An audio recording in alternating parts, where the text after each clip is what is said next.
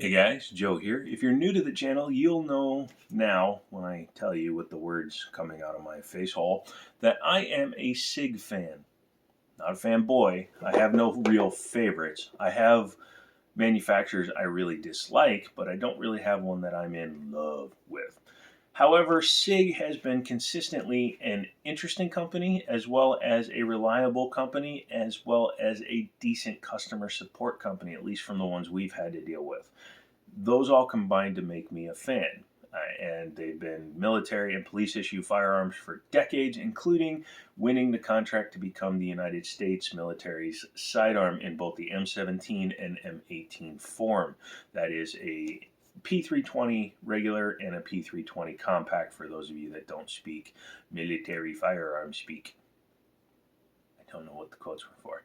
But anyways, if you want a civilian version of what the military carries, you get that. If you want, you can actually buy an M17, M18. It helps mitigate costs for the manufacturer, as well as puts a cool version of the gun into your hands. They're FDE, they have manual safeties, and they're just kind of cool pieces. I have to buy one. We have one at the store. I've never actually shot an M series gun, but I'd kind of like to. So become a member, help me out there, and check out Liberty Arms down in Harrisonburg, Virginia. You Google them, you say, hey, Joe from the Jiminy Show was like, hey man, I showed this cool gun and I want you guys to call them. So I did, and you can pick some stuff up. And they get some rare stuff, such as what we're going to take a look at today. What we have today is a SIG Arms. SIG Sauer actually didn't come into fruition until I believe like 2006, 2007. Somebody correct me down in the comments. But before that, they were known as SIG Arms. So everybody that just calls them SIG Sauer now, they weren't always SIG Sauer. But this guy is from a time long ago. It's on consignment at the store, and this is a SIG Arms P230. Come out, little guy. Go ahead and show you that it's clear. Let's take a look at the box. You can even see it comes with locks on longer provided with case. Locks no longer. I can't read upside down and backwards because I'm an idiot. We'll give you a gun lock if you need one when you buy it. But it comes with 2 magazines, the instruction booklet, and some promotional stuff.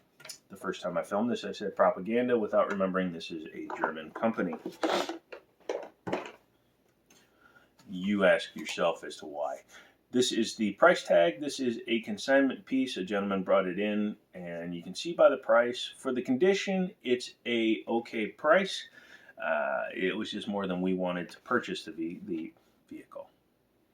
It's not a car. The firearm. This one is chambered in 9mm Curse, or 380 for those of us in the Americanos. And as you can also see, it looks a little Walther-y, a little bit PPK, a little bit Makarov, and overall it fits right into its era. However, you will see this one is a little bit different than some of those guns, although very similar in many ways too. Interesting. This is black on black. You can see it is a metal frame, metal slide, has plastic grips on it. Excuse me, I'm holding it the wrong way. Has plastic grips, has rear slide serrations, hammer fired, has a pretty decent sight radius for a smaller gun because the sights are at the extreme for the firearm. However, it is a pretty basic notch and dot setup. I don't care for the line back there, but I guess if it helps for quick acquisitions, so be it. External extractor on this side, then you have your decocker on this side. This is a double action or single action pistol, or double to single. So you start in double, pull the trigger, transitions to single action for shots after that. Or if you rack and slide, you can start it in single action. However, there's no manual safety on this particular firearm, so you should decock it and carry it in double action for your first shot. If you're not comfortable carrying a non-trigger guard safety or non-trigger safety and non-manual safety gun in your pantalones. So there you go. SIG makes some pretty cool stuff, and they did stuff back then that there's still companies that won't do today, such as flat topping the top of the slide and putting serrations in there.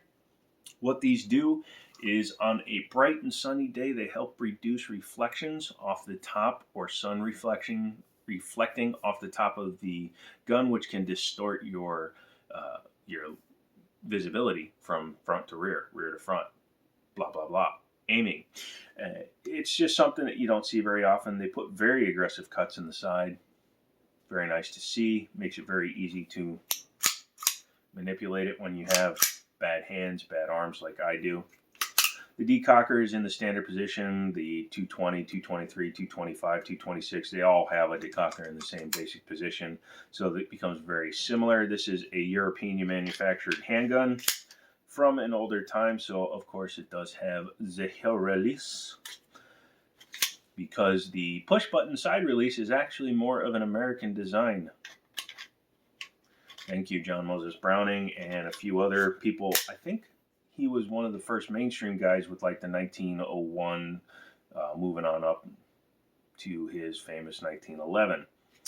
But in Europe, they said this was just as fast. So you would have two magazines. You could stick one between your fingers. You push this heel release, pull out, and then you just swap in for the next one. It works. It is what it is. One thing you'll notice is that it does have a hold release or hold back on the last shot. That is something you don't see all the time. However, it does not have a slide lock slide release. So once a magazine is empty, you need to drop it in order to drop the slide. Very common. Works well. It also eliminates the need to endlessly complicate the side of a firearm. Overall, it's in very good shape. This one is marked that it was brought in by Sig Arms through Exeter. However, you can faintly see all the proof markings on the side showing that this was a European manufactured firearms. We really don't have proof markings on guns here in the United States unless it was a military firearm. But the finish on this thing is pretty darn impressive. Now, for the fun part. I personally have not taken this thing apart yet. And I'm going to try it on camera with you guys. First thing you do, of course, safety check your firearm, make sure there's nothing in it. Once you lock the slide back, let's go ahead and do that. And let's see if that's the point at which we can take it down. Nope. Oh, okay, I see what it is. But we have to find the right takedown point. Let's go ahead and drop this.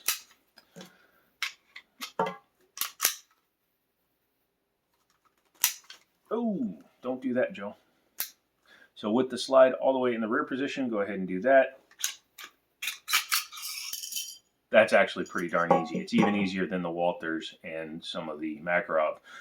A lot of these fixed barrel guns are just like that. Yes, fixed barrel. Wow, this thing is in good shape. I don't even know if the thing's been fired. Holy cow. But let's take a look at the top first, and we'll talk about the action in a second. But the internals, this thing is manufactured beautifully, and other than probably a few test fires, I don't know if this gun's ever been fired. That does increase the sensibility of his price request. Giant recoil spring, because this gun is blowback operated in a 380. This guy's got to be snappy. If you own one, let me know how snappy it is. Now, the difference between this takedown and like the Makarov or the PPK is on those guns, you actually pull down on the trigger guard, which releases that. Hopefully you can see it. That's all it is. It just locks up with the front of the slide and keeps it in place. It's a very simple system. Yeah, very, very, very simple. Very, very, very, very, very, very, very simple. Oh, wow. This thing even has a firing pin safety. Makes me wonder about its actual vintage. But moving on, you can see the barrel is fixed into position. It's pinned in here, so it is removable if the barrel fails or if you need to modify something on the gun. Looking at the striations inside, this thing looks, again, like it's never, ever been fired. Holy cow. Hammer mechanism here. You got your trigger bar on this side, trigger bar spring. I don't like to pull the trigger on a gun without a top on it because hammer fired, it can go forward and you can crack things like internal parts of the frame as well as damage the hammer. It's a remote possibility, but it is a possibility. So don't just drop the hammer on an untopped gun. Yeah, very simple. Very, very, very elegantish design. I like it. Let's go ahead and put it back together. Super simple, super easy. Make sure your takedown is in the down position. Take your spring, boink, boink, boink, boink. Do that to it. Take your slide. This is always a little bit fiddly because you're trying to bring it back. He says that, and hopefully he can get it on the first try, or maybe the third try. Hey, how about that? First try. Go ahead and put that back into position. Rack your gun. And make sure everything still functions. That's pretty good. One thing I do like, no magazine disconnect. I don't care for a magazine disconnect. And I was looking at a Browning Black Label 380 1911, and it had a magazine disconnect in an $850 gun that had a manual safety. Why? And again, why? So that is the SIG P230. A very nice little piece here. Collector's, almost collector's quality. Actually, you know, I'll go out on a limb and say this is a collector's quality firearm. If you'd like to pick this one up, contact the store, Liberty Arms. You can, again, Google them. They're down in Harrisonburg, Virginia. Tell them Joe sent you. Tell them you saw it there and that you'd like to pick this up to add to your collection. I do have a serious SIG collector that comes in every now and then, so hopefully either you or he buys it this week. I don't get anything for it, but I just like to see these things go to good homes. So that's it. This is Joe. This is Jiminy Show. Don't forget to become a member. That way you can get ad-free access to all the firearm videos before they go live. I'm filming 4 today, so all 4 will get uploaded. Only 1 will go live this week, so you're gonna get 3 full weeks of ad-free firearms, and as I add more, they'll stay ad-free until they go live. So look forward to that. Batch filming is great. It's wonderful. It allows me to do fun stuff. As we grow the channel, I can pick up stuff. I don't know if I would buy an $800 380, but it's something that we could consider if we get enough backers. So come back for more. I have a pretty cool little pocket piece and a shotgun to go so far, and you'll see those videos next if you're a member. So come back for that. This is Joe, Jiminy Show, all that good stuff, and me and this SIG Arms. We'll talk to you later.